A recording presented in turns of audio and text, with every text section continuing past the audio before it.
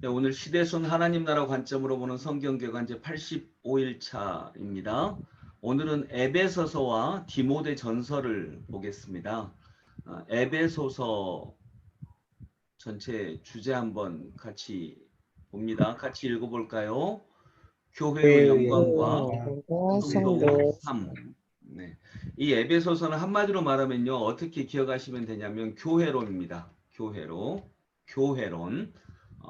그래서 교회가 어떤 곳인지, 또 교회가 할 일이 무엇인지 이런 것들을 보려면 에베소서를 봐야지 교회가 이런 곳이구나. 그리고 동시에 마태복음 16장 내 교회를 내가 세우리니, 교회는 우리 교회가 아니고 하나님의 교회로구나. 이제 이런 것들을 우리가 이러한 성경에서 볼 수 있는 것입니다. 디모데전서 같이 봅니다.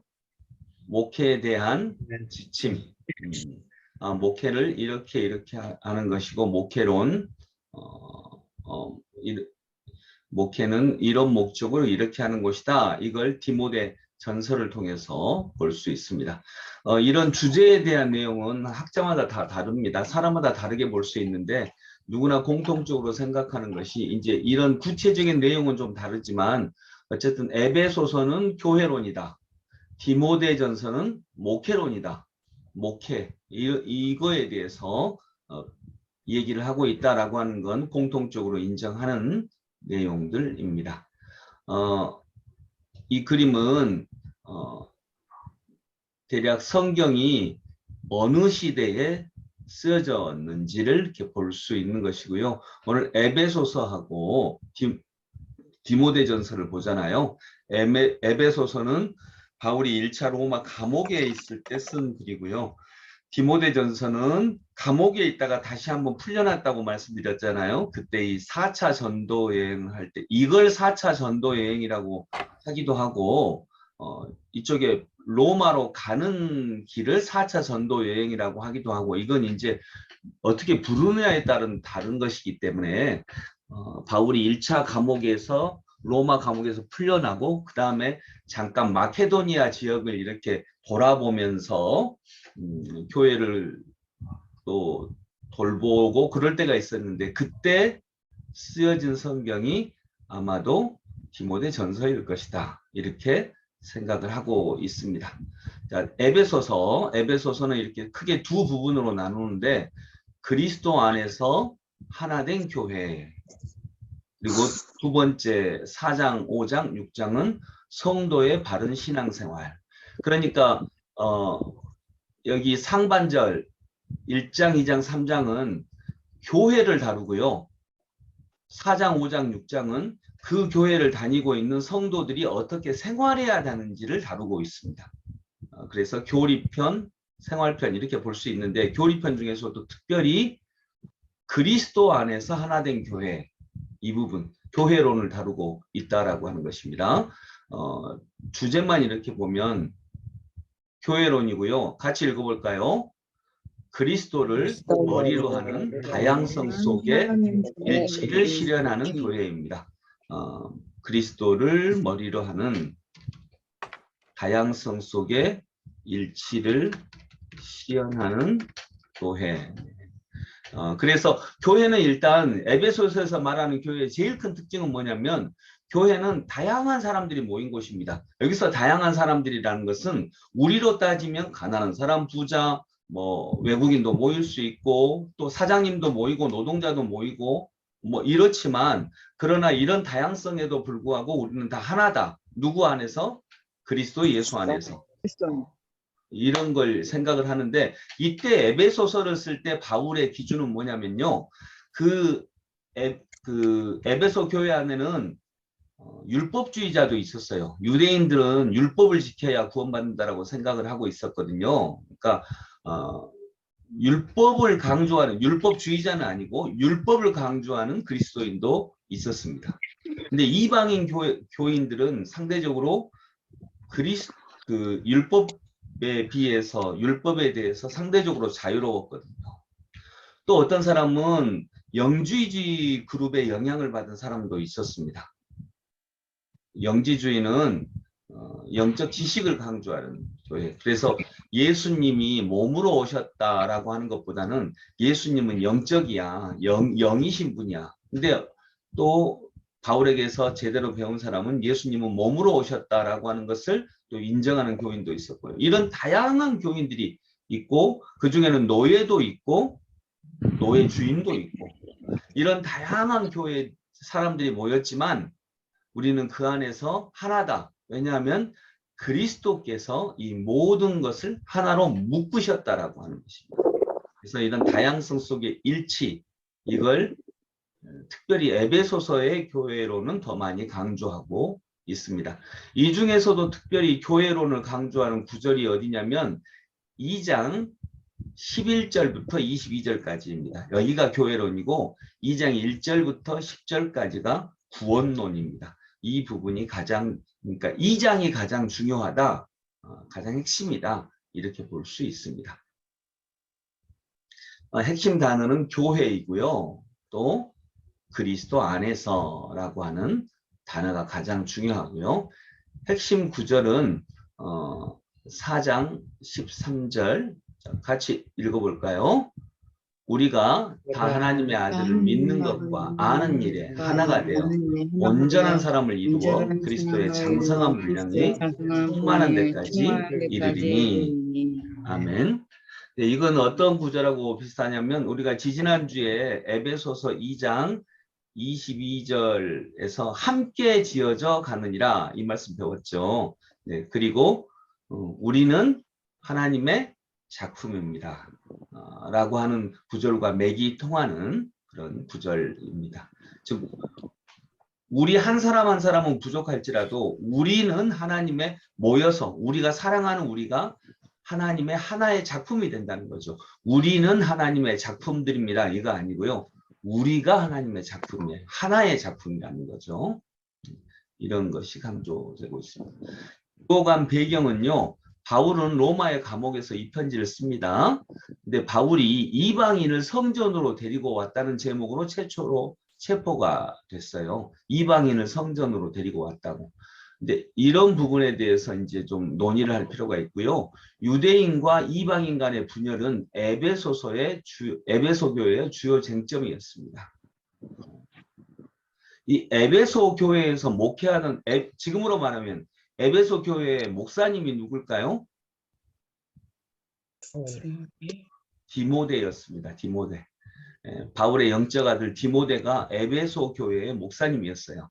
근데 이 에베소 교회에서 디모데가 목회를 하고 있었는데 이 디모데에게 에베소서를 써서 보내면서 교회가 이러한 곳이다. 이걸 에베소 교인들에게 잘 말해 주어라, 설명해 주어라 라고 하면서 교회의 구원의 바른 도리와 교회가 무엇인지를 설명을 했던 것입니다. 왜냐하면 에베소 교회는 이방인과 유대인 간에 쟁점이 많았거든요. 이방인은 이방인대로, 유대인은 유대인대로 서로 좀 분쟁이 있었습니다. 왜냐하면 유대인은 율법을 지켜야 된다 이런 걸 강조를 했고요.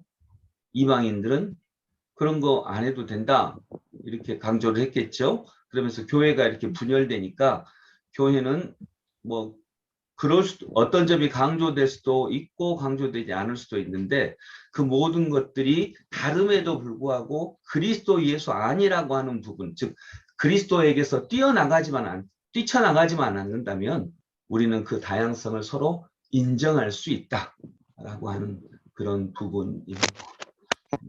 오늘날의 교회도 마찬가지입니다. 오늘날의 교회도 좀 더 율법을 우리가 다 이런 거 지켜야 되지 않느냐라고 하는 분도 있고 어떤 분은 조금 더 다른 부분. 그러니까 어떤 부분은 야 생활이 더 중요하지 않냐. 살아가는 모습이 더 중요하지. 근데 또 어떤 분은 그리스도께 예배드리고 새벽에 기도하고 성경 보고 이런 걸 잘해야 되지 않냐. 근데 이 모든 것들이 그리스도 예수 안에서 서로 하나 될 수 있다는 것입니다. 누가 누구를 배척하고 이런 다른 생각 때문에 틀렸다고 하고 이렇게 할 필요가 없다는 것입니다. 그분이 그리스도를 안 믿는 게 아니라면 우리는 예수 그리스도 안에서 하나 되는 것, 이것이 교회의 본질이다. 이렇게 해석할 수도 있습니다. 그러나 중요한 것은 그리스도 안에서입니다. 어떤 사람이 나는 예수 안 믿어 라고 하면 그런 사람들하고까지 교회가 될 수 없는 것입니다. 저 사람은 착하니까 그래도 좋은 사람 아니야? 이것은 아닙니다. 그리스도 예수 안에서 그 안에서 다양성 속의 일치를 인정하는 것입니다. 자, 디모데전서의 기본 구조를 봅니다. 디모데전서도 1장부터 6장까지 있는데 3장까지는 목회 현안의 신학의 원리 이걸 보고 있고요. 즉 이단을 경계하고 공중예배와 교회 조직에 대해서 살펴보고 있고요. 목회 현안의 실천 방안 4장은 참 목회자의 임무에 대해서 얘기하고 있고 5장은 행정과 권징 6장은 결론적 권면으로 선한 일꾼 참 성도는 이런 사람이다 라고 하는 부분을 얘기하고 있습니다. 자, 전체 주제를 같이 한번 읽어봅니다. 교회의 목회 지침과 목회자의 경건 이런 부분을 다루고 있습니다. 특별히 교회의 목회 지침, 즉 이제 비교를 해서 비슷한 얘기들이 있지만 굳이 비교를 하자면 디모데전서는 목회 지침입니다. 디모데전서는 목회 지침, 디모데후서는 목회자 지침입니다. 목회자 지침. 즉 목회자와 교회 지도자 지침. 근데 섞여 있기는 하지만 디모데전서와 디모데후서가 뭐가 다르냐 하면 디모데전서는 일반 목회 지침이 좀 더 많고요. 디모데후서는 목회자에 대한 지침이 좀 더 많습니다. 그러니까 그럼 디모데후서에는 목회 지침이 없냐? 있는데 굳이 강조점을 비교를 하자면 그렇게 비교를 할 수 있다라고 하는 것입니다. 자, 중요한 말씀 한번 볼까요? 3장 15절 같이 읽습니다. 내가 만일 지체하면 너로 하여금 하나님의 집에서 어떻게 행하여야 할지를 알게 하려 함이니 이 집은 살아계신 하나님의 교회요 진리와 기름의 터니라. 아멘. 하나님의 집에서 어떻게 행해야 될지를 이게 이제 목회 지침입니다. 6장 11절 12절 같이 읽습니다. 오직 너 하나님의 사람아 이것들을 피하고 의와 경건과 믿음과 사랑과 인내와 온유를 따르면서 믿음의 선한 싸움을 싸우라. 영생을 취하라. 이를 위하여 내가 부르심을 받았고 많은 증인 앞에서 선한 증언을 하였도다. 아멘. 네, 그래서 한마디로 얘기해서 디모데전서는 목회 지침이다. 에베소서는 뭐라고요? 교회론이다. 예, 교회론. 목회자 지침은 디모데 후서고 오늘 아직 안 살펴봅니다. 다음에 살펴보고요. 에베소서는 교회론. 근데 교회론 중에서도 특별히 그리스도 안에서 다양성 속의 일치 이 부분을 강조하고 있고요. 디모데 전서는 목회 지침이다. 이제 이렇게 볼 수가 있겠습니다. 디모데전서는요 로마 1차 투옥에서 풀려난 바울이 마케도냐 선교 여행 중에 에베소 교회에서 목회하고 있던 젊은 목회자 디모데에게 당시 에베소 교회가 직면하고 있던 여러 현안들에 대한 목회 지침을 주고자 쓴 서신 이게 디모데전서입니다. 당시 에베소 교회는 초대교회 양대 이단인 유대주의적 율법주의와 영지주의의 위험에 직면해 있었습니다. 이런 위협에 대해 바울은 이에 대한 시급한 대책의 필요성을 절감하고 디모데에게 이것과 관련된 목회 지침을 준 것입니다.